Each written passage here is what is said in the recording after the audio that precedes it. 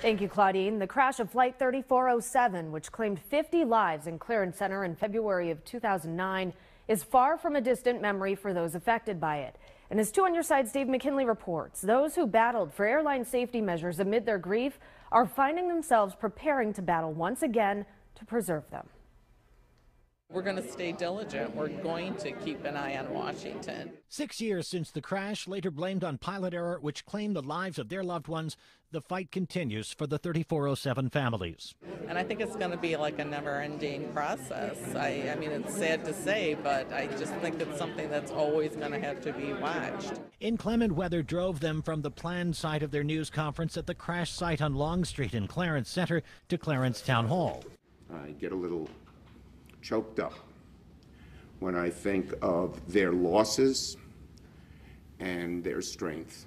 An emotional Senator Charles Schumer vowed not to stand by and let the increased pilot training requirements that came about as a result of the crash be repealed.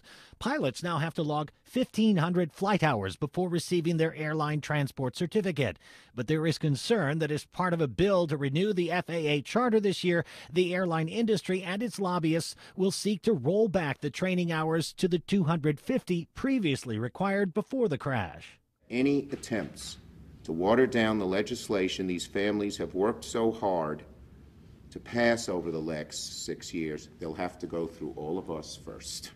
And they have an important ally. 250 hours total time to be an airline pilot is laughable. That's Captain Sully Sullenberger, the skilled pilot of the Miracle on the Hudson, who safely landed his failing jet onto the water and who stands by these families. I feel an intense obligation to do good with this bully pulpit that I now have. And so, Senator, I do have to be here. How could I not be here? I owe it to everyone who flies to be an effective advocate for them. On Tuesday, 30 of the 3407 family members will go to Washington to lobby once again to keep increased training requirements intact in front of an entirely new Congress and bureaucracy. We have to be as strong as ever because in 6 years there's been a turnover. Some of the people don't even know who we are. To let them know that there's a face to the name. These aren't statistics. These are people that were loved, that were killed unnecessarily. Meanwhile, the land where the plane crashed, now a memorial site, is expected to be officially transferred to the town of Clarence sometime this week. The Walensky family sold it to the town for $1. Scott and Kelly? All right, Dave McKinley tonight. Dave, thank you.